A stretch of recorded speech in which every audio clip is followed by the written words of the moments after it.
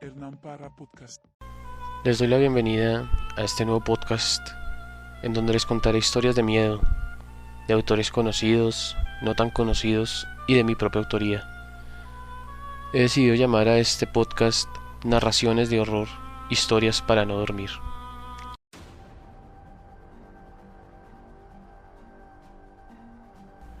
Les doy la bienvenida una vez más a este podcast donde conocemos los mejores cuentos de terror, aquellos cuentos para no dormir. El día de hoy les traigo la historia de El gato negro, de Edgar Allan Poe, un cuento que nos narra la historia de un hombre y su esposa que vivían muy tranquilos. Tenían varios animales, entre ellas un gato de color negro. Pero se comenzó a rumorar que los gatos negros guardaban los espíritus de las brujas. Por esto, el hombre empieza a tenerle fastidio al animal. Incluso el hombre comienza a comportarse de manera extraña, comienza a beber y a golpear a su mujer, cosa que no hacía anteriormente. En un arrebato, mata al gato y este comienza a manifestársele de varias maneras. Incluso su casa se incendia. A medida que pasa el tiempo, el hombre y su mujer se mudan a una nueva ciudad y allí, curiosamente, nuevamente aparece un gato negro, con la particularidad de que el gato era muy parecido al que él había matado años atrás. Comienzan a ocurrirle una serie de desgracias, tanto que lo lleva a cometer un acto de locura. Es así como el gato hace que el hombre caiga víctima de sus propias consecuencias. Sin más, comencemos a escuchar la historia del gato negro de Edgar Allan Poe. El gato negro. Autor, Edgar Allan Poe. No espero ni pido que alguien crea en el extraño aunque simple relato que me dispongo a escribir. Loco estaría si lo esperara, cuando mis sentidos rechazan su propia evidencia. Pero no estoy loco y sé muy bien que esto no es un sueño. Mañana voy a morir y quisiera aliviar hoy mi alma. Mi propósito inmediato consiste en poner de manifiesto, simple, sucintamente y sin comentarios, una serie de episodios domésticos. Las consecuencias de esos episodios me han aterrorizado, me han torturado y, por fin, me han destruido. Pero no intentaré explicarlos. Si para mí han sido horribles, para otros resultarán menos espantosos que barrocos. Más adelante, tal vez, aparecerá alguien cuya inteligencia reduzca mis fantasmas a lugares comunes, una inteligencia más serena, más lógica y mucho menos excitable que la mía, capaz de ver en las circunstancias que temerosamente describiré, una vulgar sucesión de causas y efectos naturales. Desde la infancia me destaqué por la docilidad y bondad de mi carácter. La ternura que abrigaba mi corazón era tan grande que llegaba a convertirme en objeto de burla para mis compañeros. Me gustaban especialmente los animales, y mis padres me permitían tener una gran variedad. Pasaba a su lado la mayor parte del tiempo, y jamás me sentía más feliz que cuando les daba de comer y los acariciaba. Este rasgo de mi carácter creció conmigo y, cuando llegué a la virilidad, se convirtió en una de mis principales fuentes de placer.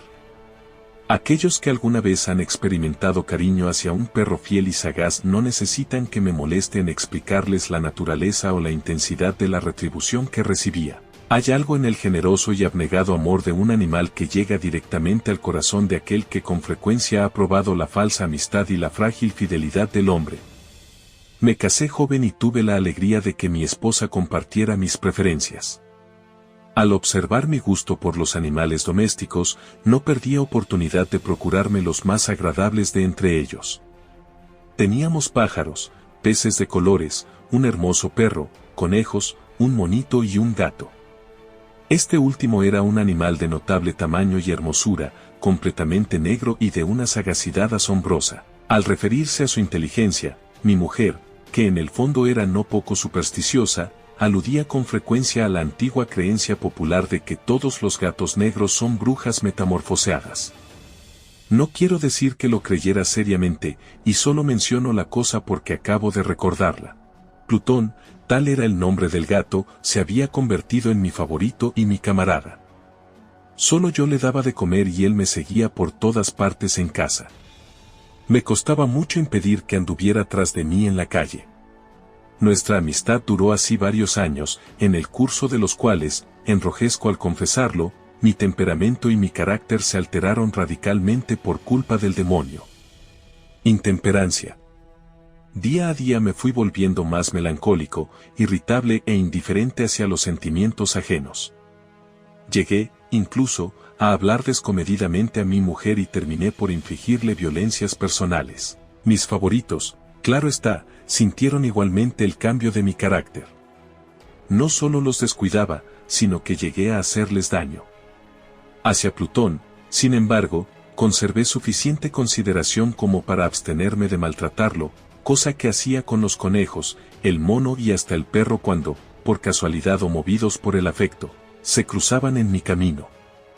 Mi enfermedad, empero, se agravaba, pues, ¿qué enfermedad es comparable al alcohol, y finalmente el mismo Plutón, que ya estaba viejo y, por tanto, algo enojadizo, empezó a sufrir las consecuencias de mi mal humor. Una noche en que volvía a casa completamente embriagado, después de una de mis correrías por la ciudad, me pareció que el gato evitaba mi presencia. Lo alcé en brazos, pero, asustado por mi violencia, me mordió ligeramente en la mano. Al punto se apoderó de mí una furia demoníaca y ya no supe lo que hacía. Fue como si la raíz de mi alma se separara de golpe de mi cuerpo, una maldad más que diabólica, alimentada por la ginebra, estremeció cada fibra de mi ser. Sacando del bolsillo del chaleco un cortaplumas, lo abrí mientras sujetaba al pobre animal por el pescuezo y, deliberadamente, le hice saltar un ojo. Enrojezco, me abrazo, tiemblo mientras escribo tan condenable atrocidad.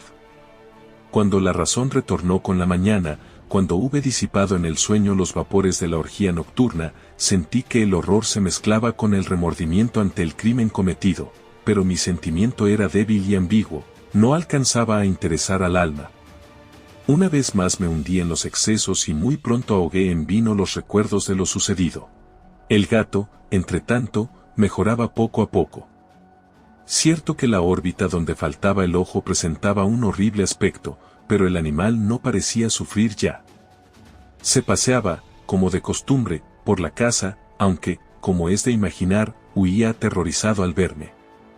Me quedaba aún bastante de mi antigua manera de ser para sentirme agraviado por la evidente antipatía de un animal que alguna vez me había querido tanto. Pero ese sentimiento no tardó en ceder paso a la irritación. Y entonces, para mi caída final e irrevocable, se presentó el espíritu de la perversidad. La filosofía no tiene en cuenta a este espíritu, y, sin embargo, tan seguro estoy de que mi alma existe como de que la perversidad es uno de los impulsos primordiales del corazón humano, una de las facultades primarias indivisibles, uno de esos sentimientos que dirigen el carácter del hombre. ¿Quién no se ha sorprendido a sí mismo 100 veces en momentos en que cometía una acción tonta o malvada por la simple razón de que no debía cometerla? ¿No hay en nosotros una tendencia permanente que enfrenta descaradamente al buen sentido, una tendencia a transgredir lo que constituye la ley por el solo hecho de serlo? Este espíritu de perversidad se presentó, como he dicho, en mi caída final.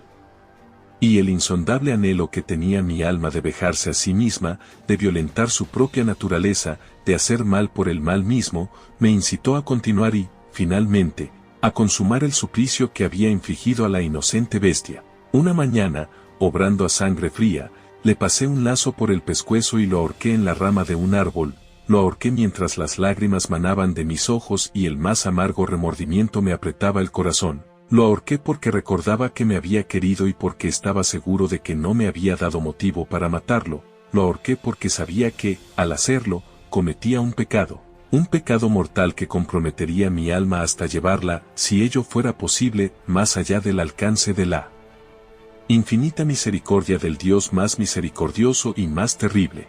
La noche de aquel mismo día en que cometí tan cruel acción me despertaron gritos de incendio. Las cortinas de mi cama eran una llama viva y toda la casa estaba ardiendo. Con gran dificultad pudimos escapar de la conflagración mi mujer, un sirviente y yo. Todo quedó destruido. Mis bienes terrenales se perdieron y desde ese momento tuve que resignarme a la desesperanza. No incurrí en el desastre y mi criminal acción. Pero estoy detallando una cadena de hechos y no quiero dejar ningún eslabón incompleto. Al día siguiente del incendio acudí a visitar las ruinas. Salvo una, las paredes se habían desplomado. La que quedaba en pie era un tabique divisorio de poco espesor, situado en el centro de la casa, y contra el cual se apoyaba antes la cabecera de mi lecho. El enlucido había quedado a salvo de la acción del fuego, cosa que atribuía a su reciente aplicación. Una densa muchedumbre habíase reunido frente a la pared y varias personas parecían examinar parte de la misma con gran atención y detalle. Las palabras extraño, curioso, y otras similares excitaron mi curiosidad. Al aproximarme vi que en la blanca superficie, grabada como un bajorrelieve, aparecía la imagen de un gigantesco gato. El contorno tenía una nitidez verdaderamente maravillosa. Había una soga alrededor del pescuezo del animal. Al descubrir esta aparición, ya que no podía considerarla otra cosa, me sentí dominado por el asombro y el terror, pero la reflexión vino luego en mi ayuda. Recordé que había ahorcado al gato en un jardín contiguo a la casa. Al producirse la alarma del incendio, la multitud había invadido inmediatamente el jardín. Alguien debió de cortar la soga y tirar al gato en mi habitación por la ventana abierta. Sin duda, habían tratado de despertarme en esa forma. Probablemente la caída de las paredes comprimió a la víctima de mi crueldad contra el enlucido recién aplicado, cuya cal, junto con la acción de las llamas y el amoníaco del cadáver, produjo la imagen que acababa de ver. Si bien en esta forma quedó satisfecha mi razón, ya que no mi conciencia, sobre el extraño episodio, lo ocurrido impresionó profundamente mi imaginación. Durante muchos meses no pude librarme del fantasma del gato, y en todo ese tiempo dominó mi espíritu un sentimiento informe que se parecía, sin serlo, al remordimiento. Llegué al punto de lamentar la pérdida del animal y buscar, en los viles antros que habitualmente frecuentaba, algún otro de la misma especie y apariencia que pudiera ocupar su lugar. Una noche en que, borracho a medias, me hallaba en una taberna más que infame, reclamó mi atención algo negro posado sobre uno de los enormes toneles de ginebra que constituían el principal moblaje del lugar. Durante algunos minutos había estado mirando dicho tonel y me sorprendió no haber advertido antes la presencia de la mancha negra en lo alto. Me aproximé y la toqué con la mano. Era un gato negro muy grande, tan grande como Plutón y absolutamente igual a este, salvo un detalle. Plutón no tenía el menor pelo blanco en el cuerpo, mientras este gato mostraba una vasta aunque indefinida mancha blanca que le cubría casi todo el pecho. Al sentirse acariciado se enderezó prontamente, ronroneando con fuerza, se frotó contra mi mano y pareció encantado de mis atenciones. Acababa, pues, de encontrar el animal que precisamente andaba buscando. De inmediato, propuse su compra al tabernero, pero me contestó que el animal no era suyo y que jamás lo había visto antes ni sabía nada de él. Continué acariciando al gato y, cuando me disponía a volver a casa, el animal pareció dispuesto a acompañarme. Le permití que lo hiciera, deteniéndome una y otra vez para inclinarme y acariciarlo. Cuando estuvo en casa, se acostumbró a ella de inmediato y se convirtió en el gran favorito de mi mujer. Por mi parte, pronto sentí nacer en mí una antipatía hacia aquel animal. Era exactamente lo contrario de lo que había anticipado, pero, sin que pueda decir cómo ni por qué, su marcado cariño por mí me disgustaba y me fatigaba. Gradualmente, el sentimiento de disgusto y fatiga creció hasta alcanzar la amargura del odio. Evitaba encontrarme con el animal, un resto de vergüenza y el recuerdo de mi crueldad de antaño me vedaban maltratarlo. Durante algunas semanas me abstuve de pegarle o de hacerlo víctima de cualquier violencia, pero gradualmente, muy gradualmente, llegué a mirarlo con inexpresable odio y a huir en silencio de su detestable presencia, como si fuera una emanación de la peste. Lo que, sin duda, contribuyó a aumentar mi odio fue descubrir, a la mañana siguiente de haberlo traído a casa, que aquel gato, igual que Plutón, era tuerto. Esta circunstancia fue precisamente la que lo hizo más grato a mi mujer, quien, como ya dije, poseía en alto grado esos sentimientos humanitarios que alguna vez habían sido mi rasgo distintivo y la fuente de mis placeres más simples y más puros. El cariño del gato por mí parecía aumentar en el mismo grado que mi aversión. Seguía mis pasos con una pertinencia que me costaría hacer entender al lector. Dondequiera que me sentara venía a ovillarse bajo mi silla o saltaba a mis rodillas, prodigándome sus odiosas caricias. Si echaba a caminar, se metía entre mis pies, amenazando con hacerme caer, o bien clavaba sus largas y afiladas uñas en mis ropas, para poder trepar hasta mi pecho.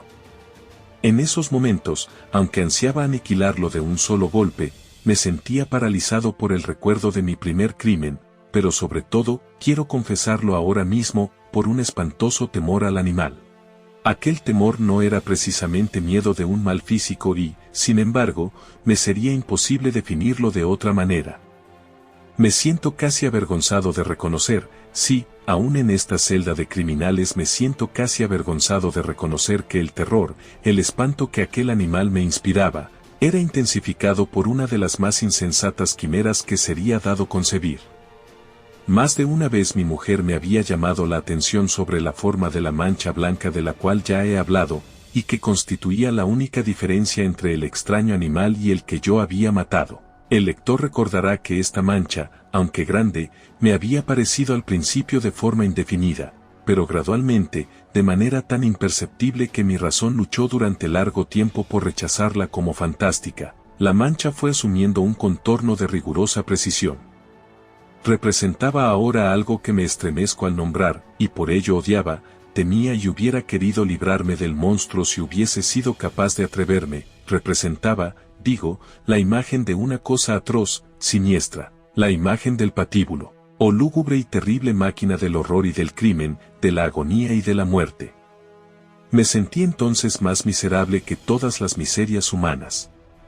Pensar que una bestia, cuyo semejante había yo destruido desdeñosamente, una bestia era capaz de producir tan insoportable angustia en un hombre creado a imagen y semejanza de Dios. Ay, ni de día ni de noche pude ya gozar de la bendición del reposo. De día, aquella criatura no me dejaba un instante solo, de noche, despertaba hora a hora de los más horrorosos sueños, para sentir el ardiente aliento de la cosa en mi rostro y su terrible peso. Pesadilla encarnada de la que no me era posible desprenderme, apoyado eternamente sobre mi corazón. Bajo el agobio de tormentos semejantes, sucumbió en mí lo poco que me quedaba de bueno. Solo los malos pensamientos disfrutaban ya de mi intimidad, los más tenebrosos, los más perversos pensamientos. La melancolía habitual de mi humor creció hasta convertirse en aborrecimiento de todo lo que me rodeaba y de la entera humanidad, y mi pobre mujer, que de nada se quejaba, llegó a ser la habitual y paciente víctima de los repentinos y frecuentes arrebatos de ciega cólera a que me abandonaba. Cierto día, para cumplir una tarea doméstica, me acompañó al sótano de la vieja casa donde nuestra pobreza nos obligaba a vivir. El gato me siguió mientras bajaba la empinada escalera y estuvo a punto de tirarme cabeza abajo, lo cual me exasperó hasta la locura. Alzando un hacha y olvidando en mi rabia los pueriles temores que hasta entonces habían detenido mi mano, descargué un golpe que hubiera matado instantáneamente al animal de haberlo alcanzado. Pero la mano de mi mujer detuvo su trayectoria. Entonces, llevado por su intervención a una rabia más que demoníaca, me zafé de su abrazo y le hundí el hacha en la cabeza. Sin un solo quejido, cayó muerta a mis pies. Cumplido este espantoso asesinato, me entregué al punto y con toda sangre fría a la tarea de ocultar el cadáver.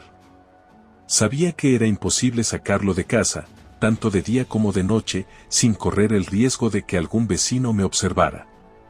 Diversos proyectos cruzaron mi mente. Por un momento pensé en descuartizar el cuerpo y quemar los pedazos. Luego se me ocurrió cavar una tumba en el piso del sótano.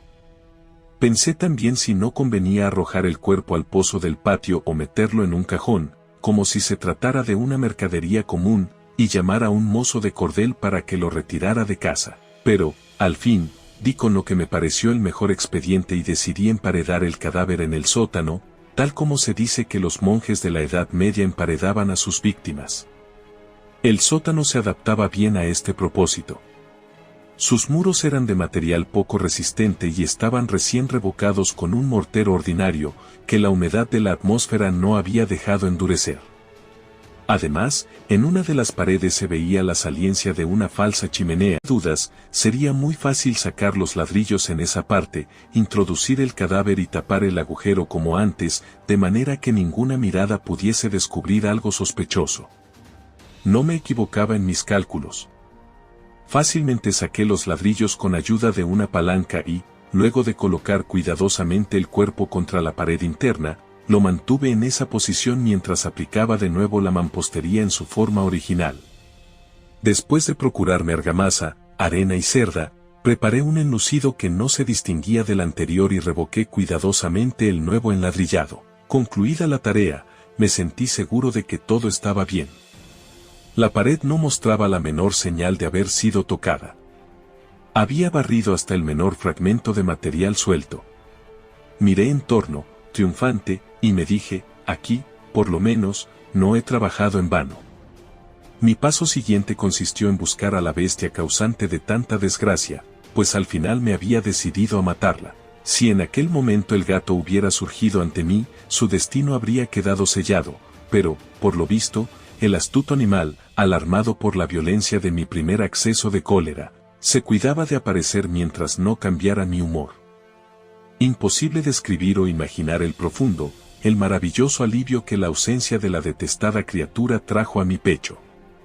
No se presentó aquella noche, y así, por primera vez desde su llegada a la casa, pude dormir profunda y tranquilamente. Sí, pude dormir, aún con el peso del crimen sobre mi alma. Pasaron el segundo y el tercer día y mi atormentador no volvía. Una vez más respiré como un hombre libre. Aterrado, el monstruo había huido de casa para siempre. Ya no volvería a contemplarlo. Gozaba de una suprema felicidad, y la culpa de mi negra acción me preocupaba muy poco. Se practicaron algunas averiguaciones, a las que no me costó mucho responder. Incluso hubo una perquisición en la casa, pero, naturalmente, no se descubrió nada. Mi tranquilidad futura me parecía asegurada. Al cuarto día del asesinato, un grupo de policías se presentó inesperadamente y procedió a una nueva y rigurosa inspección. Convencido de que mi escondrijo era impenetrable, no sentí la más leve inquietud. Los oficiales me pidieron que los acompañara en su examen. No dejaron hueco ni rincón sin revisar. Al final, por tercera o cuarta vez, bajaron al sótano. Lo seguí sin que me temblara un solo músculo. Mi corazón latía tranquilamente, como el de aquel que duerme en la inocencia. Me paseé de un lado al otro del sótano. Había cruzado los brazos sobre el pecho y andaba tranquilamente de aquí para allá. Los policías estaban completamente satisfechos y se disponían a marcharse. La alegría de mi corazón era demasiado grande para reprimirla. Ardía en deseos de decirles, por lo menos, una palabra como prueba de triunfo y confirmar doblemente mi inocencia. Caballeros, dije, por fin, cuando el grupo subía la escalera, me alegro mucho de haber disipado sus sospechas. Les deseo felicidad y un poco más de cortesía. Dicho sea de paso, caballeros, esta casa está muy bien construida. En mi frenético deseo de decir alguna cosa con naturalidad, casi no me daba cuenta de mis palabras. Repito que es una casa de excelente construcción. Estas paredes, ya se marchan ustedes, caballeros. Tienen una gran solidez. Y entonces, arrastrado por mis propias bravatas, golpeé fuertemente con el bastón que llevaba en la mano sobre la pared del enladrillado tras de la cual se hallaba el cadáver de la esposa de mi corazón. Que Dios me proteja y me libre de las garras del archidemonio. Apenas había cesado el eco de mis golpes cuando una voz respondió desde dentro de la tumba, un quejido, sordo y entrecortado al comienzo, semejante al sollozar de un niño, que luego creció rápidamente hasta convertirse en un largo, agudo y continuo alarido, anormal, como inhumano, un aullido, un clamor de lamentación, mitad de horror, mitad de triunfo, como solo puede haber brotado en el infierno de la garganta de los condenados en su agonía y de los demonios exultantes en la condenación. Hablar de lo que pensé en ese momento sería locura. Presa de vértigo, fui tambaleándome hasta la pared opuesta, Por un instante el grupo de hombres en la escalera quedó paralizado por el terror. Luego, una docena de robustos brazos atacaron la pared, que cayó de una pieza. El cadáver, ya muy corrompido y manchado de sangre coagulada, apareció de pie ante los ojos de los espectadores. Sobre su cabeza, con la roja boca abierta y el único ojo como de fuego, estaba agazapada la horrible bestia cuya astucia me había inducido al asesinato y cuya voz delatadora me entregaba al verdugo. Había emparedado al monstruo en la tumba.